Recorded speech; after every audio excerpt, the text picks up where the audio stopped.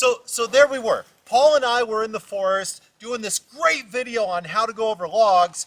And as I was in the air, flying through the sky, I thought, what could I possibly do as a bonus lesson? So stick around, I'll tell you what happened.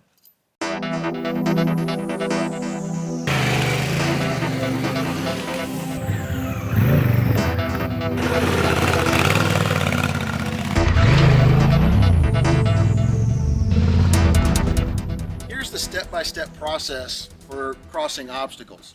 We just add speed and fly over the top.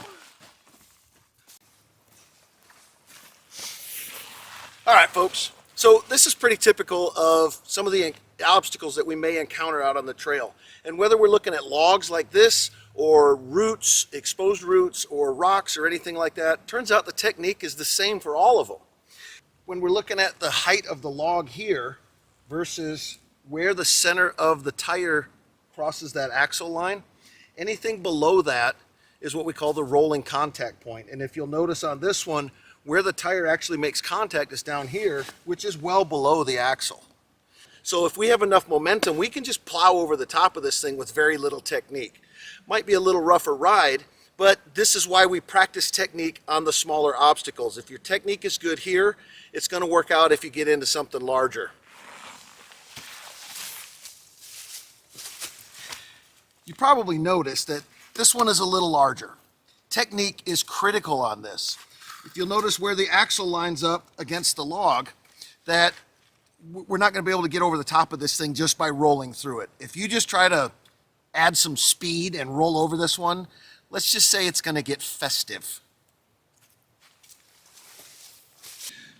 As we approach this obstacle, if it's a smaller one like this, you can carry more speed because you'll just bounce over the top of it. It'll be rather abrupt and your bags will go flying, and if you've got anything loose, you're going to find out right then. The taller the obstacle, the slower your approach speed. Most people think that the bigger the obstacle, the more speed you have to carry as you approach. That is so wrong. As we approach this obstacle, the weight shifts back and we add a little blip on the throttle. And what we're trying to do is extend that front suspension so that we can absorb some of that energy. Because again, just like on a bicycle, we don't want to bend our rim. We don't want that hard hit. If you've ever ridden a bicycle up a curb, it's very similar to that.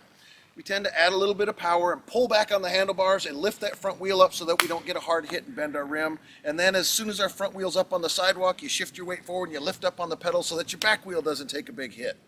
It's a little different on a motorcycle because you can pull on the handlebars all you want. All you're going to do is make your arms longer. So by extending that suspension and shifting our weight back, we lessen the impact on the front wheel. Now, as we come up here, our front wheel's going to hit, the bike is going to come up towards you, which is going to allow your arms to bend. As you come over the top of it, the clutch goes in. Otherwise, you'll end up way down range because your back tire is going to hit and launch you off of it. So about the time your back tire is going to make contact, clutch goes in, momentum carries you over the top, and as soon as your back wheel hits the ground again, you'll be back in that neutral riding posture that we are consistently talking about, and then you add power and ride away. The technique Paul talked about is the basic technique no matter what the obstacle is. But there are things that make it more complex or add an extra element of challenge. In this case, when I go to clear the obstacle, I have a second obstacle on the other side. And this one rolls and moves, which means if I roll the front tire over and it hits this obstacle, it's going to roll out of the way. That's going to be a no-go. Even if this was just a ditch or a pile of rocks or even an embedded log on the other side, it's still going to be an issue. As soon as that front tire comes over off of this side, it's going to change the rake and trail of the motorcycle. It's less likely to self-correct and to straighten out. I need to clear both. This is the obstacle, not this. And the difference is not the approach, not the speed, not the technique, but the throttle and the objective. When I'm looking at where I need to end up, I need my front tire and my back tire to be on the other side of whatever this barrier is. When I roll up with that throttle, that blip that Paul mentioned, I'm not just blipping to offload the suspension.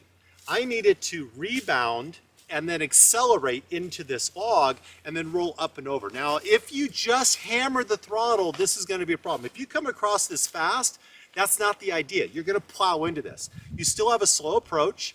You add that throttle, it lifts up that front end, and then I continue to roll on the throttle so as that back end hits, it launches the motorcycle up and over. If I'm going fast, it plows in, the back end kicks up. I'm not trying to go really fast on the throttle. It's still a steady roll on because I need the traction to launch the bike. The rest of the technique is the same. Nothing else matters. We just have to think bigger. So on a taller obstacle, you'll notice the rolling point is above our axle. One of the techniques that we can use is what we call a kicker or a ramp. In this case, it's more of a ramp.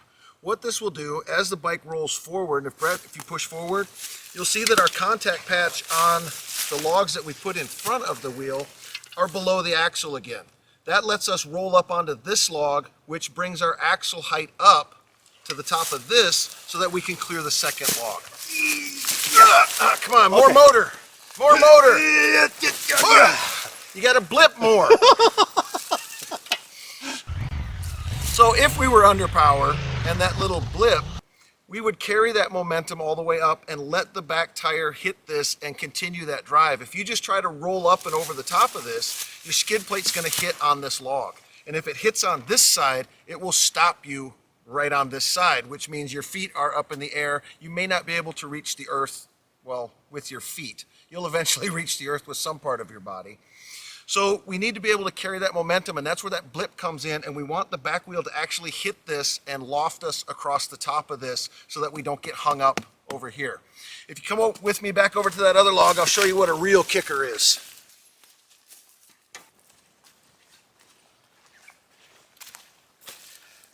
So Bret talked about this one earlier, and it turns out this isn't actually the obstacle. This part is. Because we talked about if your front wheel gets down here and this thing starts rolling. This is actually a kicker. As we're approaching, you add that throttle, and what happens is your front tire hits it and it actually kicks it up into the air so that we can loft all the way to the other side. Because we don't want to roll off this side. If we build a ramp, that's more of a rolling. If we're using a kicker, what we're trying to do is get the front end to loft. Now some of you might be asking, why don't you just ride a wheelie across it, Paul? Well, one, I don't know how to ride wheelies because wheelies are for hooligans. But there are occasions where we have to occasionally loft the front tire to negotiate taller obstacles on the trail. This is one of those cases. And this little bump over here and that throttle, that acceleration, is what's going to kick our tire in the air to get to the other side. All right, I told you guys at the beginning of this video that there was a little bonus lesson at the very end. I'm going to take you back to the big log and just let you know what happened. God, I'm sick of this walking.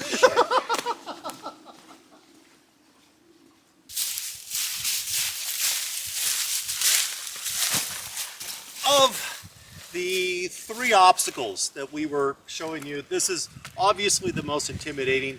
To give you some perspective of the size of this log is roughly 22 inches across, so almost 2 feet. To the center of the axle on this bike is right around 13 inches. That puts it well below the rolling point.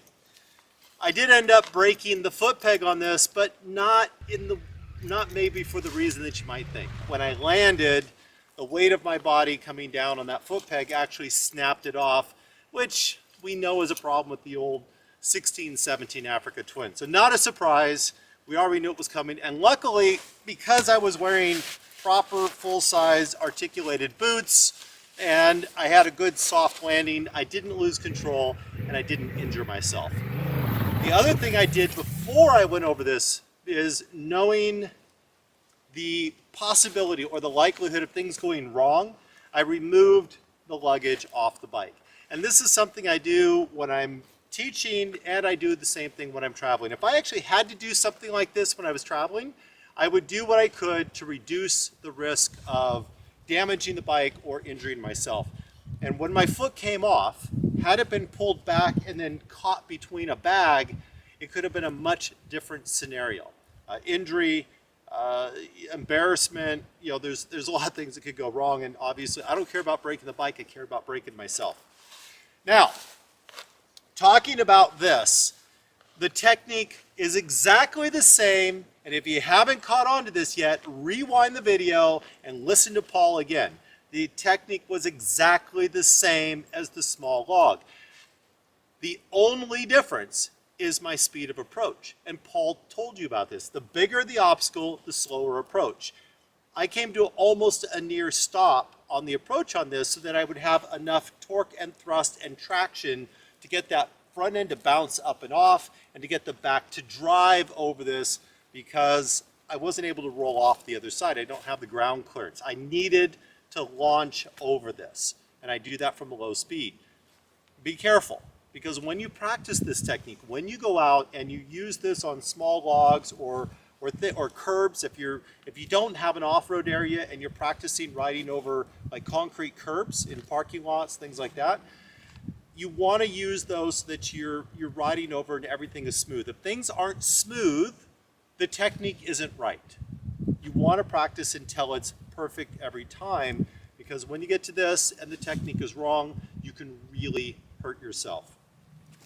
So the bonus lesson is the fact that you should know your equipment, and we did, but wearing the proper gear, taking precautions before you do something, it can pay dividends in the end, because even me, doing this as a professional, things go wrong, and I can get hurt just like everybody else. Thanks for watching the channel.